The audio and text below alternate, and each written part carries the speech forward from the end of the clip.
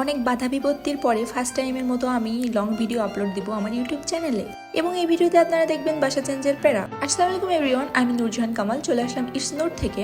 বাসা চেঞ্জ করার যে এত প্যারা ছোট্ট একটা শর্ট ভিডিওতে আমি দেখাতে পারছি না, এই জন্য চলে আসলাম লং ভিডিও নিয়ে। তো সকাল সকাল এক কাপ চা তো লাগবেই, যেহেতু আজ আমার অনেক কাজ করা লাগবে সেহেতু আমি একটু তেলে ভাজা পিঠাও খেয়ে নিলাম এনার্জির জন্য, কিন্তু এটাতে কোনো রকম এনার্জি পাওয়া যায় না। অনেক আগে থেকে বাসা চেঞ্জের প্ল্যান চলছে, এই জন্য আমি অনেক আগে থেকে পড়াশোনা ছেড়ে দিয়েছি। পড়া তো কিছুই মনে থাকছে না, এই জন্য একটু রিভিশন করেছিলাম। যেহেতু অনেক কাজ, বাসা খুঁজতে হবে, খোঁজার পরে সেটা রেডি করতে হবে, যেটা ছাড়বো সেটা রেডি করতে হবে, এই জন্য সকাল সকাল খাবারটা খেয়ে নিয়েছিলাম। একটু বই নিয়ে বসছিলাম, কিন্তু আমি 5টা মিনিটের বেশি বসতে পারিনি, এত অস্থির লাগে। ফাও ফাও আমি কফিটা নিয়েছিলাম, পড়িনি, শুধু শুধু কফিটা ওয়েস্ট করলাম। হ্যাঁ, তারপরে আমার খুবই একটা ডিম অমলেট খেতে ইচ্ছে করছিল। এটা অমলেট কি মামলেট আই ডোন্ট নো। তারপরে টানা 2-3 ঘন্টা বাসা খোঁজার পরে 4-5টা বাসা দেখার পরে এটা একটু পছন্দ হয়েছিল, বাট মালিকটা এতই বলবো না কিছু। যাই হোক, এটা নেওয়া হয়েছিল না। একটা বাসা চুজ হয়েছে, বাট ওটা আমি ভিডিওতে দেখাবো না। এটা আমার পুরনো বাসা, এটা থেকে বিদায় নেওয়ার জন্য একটু ফুটেজ নিলাম।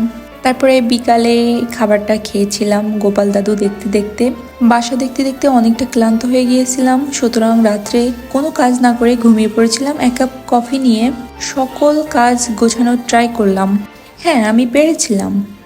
প্যাকিং করা খুবই কষ্টের ছিল, তবুও আলহামদুলিল্লাহ একদিনের ভিতরে সকল কাজ আমার গোছানো হয়ে গিয়েছিল। আমার কিউট কিউট পেন হোল্ডারগুলো আমি লাগেজে ভরে নিয়েছিলাম এবং পেনগুলো এটায় নেটের কাপড়ে, মানে যাই হোক। কাজ করতে করতে দেখলাম নিচে ইলেকশনের ধুম লেগেছে, তাই স্লোগান।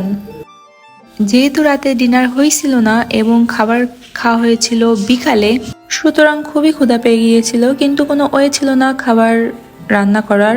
আর সবকিছু রেডি করতে করতে অলরেডি 2টা বেজে গিয়েছিল। যেহেতু সবকিছু প্যাকিং হয়ে গিয়েছে, কিন্তু কোনো একটা উপায় তো বের করতেই হবে। তারপরে মনে পড়লো দুপুরে রান্না করা মাংস অবশিষ্ট কিছু আছে। ফ্ল্যাটমেট আপুর কাছ থেকে কিছু মুড়ি নিয়ে খেয়ে ঘুমিয়ে পড়েছিলাম এবং সারা রাস্তার ভিডিও আমি কিছুই নিতে পারিনি। ফোন কোথায় ছিল আমি জানি না। নতুন বাসায় এসে ডিম ভাজি করে ভাত খেয়ে নিলাম এবং খাট সেট করে দিয়ে গিয়েছিল তারা। নতুন বাসায় উঠলে যে ভাই কত পরিমাণে কাজ থাকে তা আমি খুব ভালো করেই জানি। তো আমি কোনো রান্নার প্যারায় যাইনি এবং বাজারের প্যারায়ও যাইনি। কাচ্চি ভাই থেকে সোজা তেহেরি এবং কাচ্চি অর্ডার করে খাওয়া শুরু করে দিলাম। এবং আমি যে একটা স্ট্যান্ড দিয়ে ফোনটা রাখবো, পুরো ঘরটা রেডি করব, এমন কোনো ফুটেজও আমার নেওয়া হয়নি। আসলে রুম বললে ভুল হবে, এটা একটা ফ্ল্যাট 1 রুমের। তো পুরো ফ্ল্যাট গোছানোর পরে আমি তাদেরকে ডেকে নিয়েছিলাম পার্টি করার জন্য, আমার পছন্দিতা অরাধদের, মানে মহিলাগণদের। এবং চরম চরম লেভেলের রাঁধুনিগণ তারা এসেই শুরু করে দিয়েছিল তেলের পিঠা বানানোর। এবং পরের দিন সকালে তারা যখন চলে গিয়েছিল, আমি তেহেরি দিয়ে আমার সকাল শুরু করেছিলাম। তারা অবশ্য জানে না, যদি ভিডিওটা দেখে তাহলে অবশ্যই গালি দিবে।